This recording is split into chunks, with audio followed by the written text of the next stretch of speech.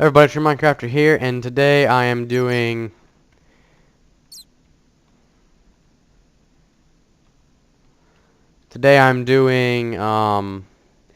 entire I basically built a code door. This took me a while. I built it on a piece of paper. You will not find this anywhere else. It took me forever to build. I built basically a whole code, and you can type in the letters, and it basically, you can take you just put the numbers together.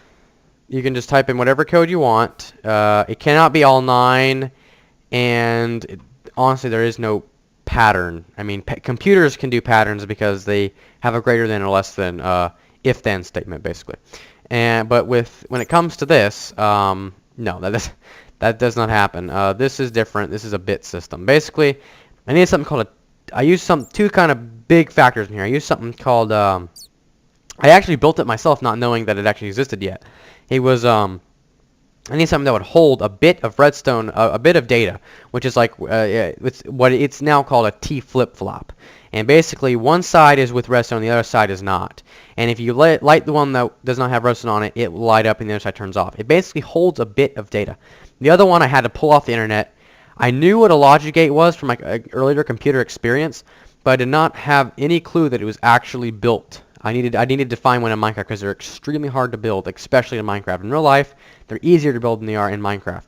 And I actually ended up finding something called an XOR gate, which was inverted to where it would have to be where both of the inputs are the same. A and B are the same. Basically, I made it to where if the 2 bits matched from the T flip-flops, it accessed that. It went through the XOR gate and basically it shot up a piston, which allowed electrical signal to go through that piston because of the block with the inverter. And I basically made it to where if you get the password right from the back and the front are the same, it allows it to go through. It took me a while to come up with this. This thing took me like 4 hours to build. Anyways, but basically you can reset it if you get the password correct. And you also have a retry button. Yeah. So basically, let me go ahead and show you here. I already know the pattern. I'm just showing you guys. Okay, so I just hit 1, 2, 3, and 5. If I hit enter, the door should not open.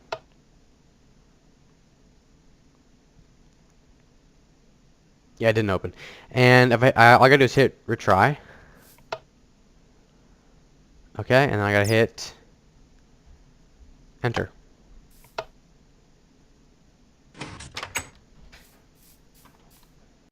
And now, as you can see, the door is open. Now, once you step through, the door should close. And yeah, you guys are gonna hear a piston. That's just, I believe. I don't know why you hear a piston. You honestly shouldn't. That's way back in the back, but I guess it's just because the sound file's up. Anyways, you won't be able to hear any of these pistons going off, though. So yeah, that was the code. Now, let's say I hit enter again. Okay, and I hit reset. Okay, now watch this. I can do it 5, 9, 3, 1. So I did 5, 9, 3, 1. Then I hit done.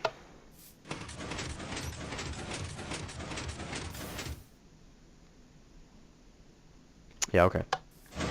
And I will probably have to check that. That did not sound good. Okay. And then it should be 5, 9, 3, 1, and then I hit enter. I'm kind of nervous because that did not sound good. Nope, it still worked. Okay, so it must have been something that was like flipping on and off due to like a comparator from the done, but it's all right. I knew it was still gonna function the way I built it. Anyway, so that works like that, and then you just hit that, and then you can reset it the second that you get the passcode right. So I know. Let's go ahead and step outside of the building and let's look at the our stuff. Yeah, a lot of you guys probably wide-eyed and like, holy shit.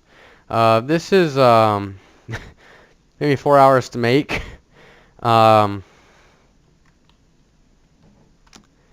right here is the this is a logic gate, the XOR that's been inverted, and these two are what I came up with for the T flip-flops. Yep. And these are what holds a bit of data from the number inputs. Once both number inputs are the same from the back and the front, this logic gate allows this piston to pop up whenever they're, both of them are the same. Right now, they're not reset. See how these are like in a pattern like that? That's the buttons that we had pressed back there. See that? And these will match up whenever you get the gates all inputted again. But as you can see, for those, whenever the back and the front and these are over here are the same, this one allows through, pulls up these pistons, and where they can, once they all lock into place, because you got ones down here and everything, it allows the whole signal to go through to down here. Whenever this is activated, it takes into another T flip-flop and it holds the bit of data. Should be right here. Yep. This thing right here is basically a way to reset the pins after you have put in the passcode. Put in the correct passcode. It basically resets the pins and allows you to basically just exit and then exit the door, and then basically where is it?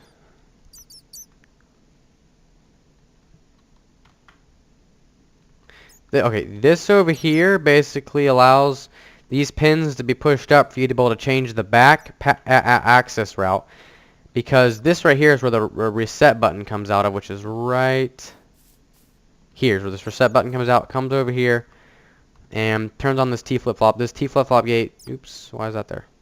The T flip-flop gate is basically accessed here and lights this up, allowing this to be reset, and I'm being spammed at the moment. I apologize. It's probably Samuel.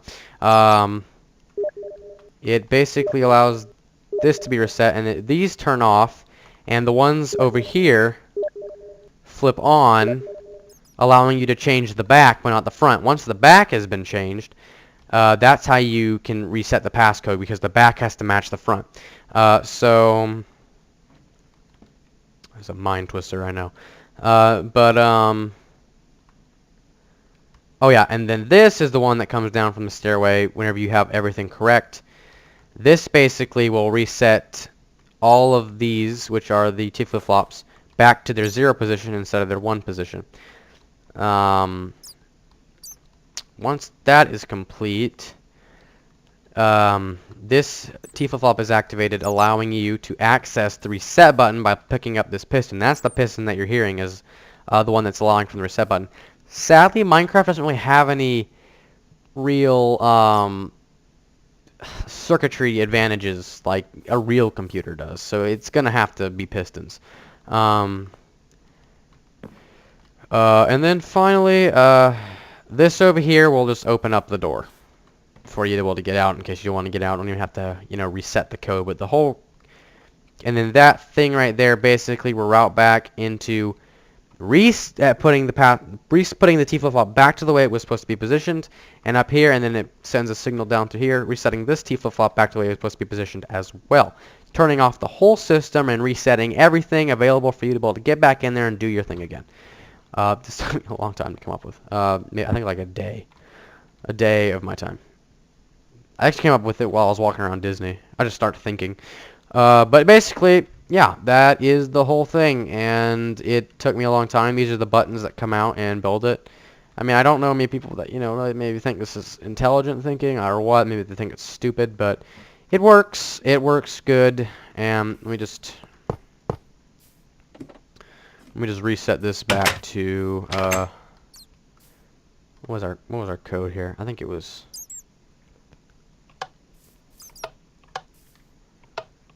Doesn't matter what order it's in as long as you get the numbers right, which could be millions of integers, different types of patterns with the integers. It's going to be hard. Just hit enter.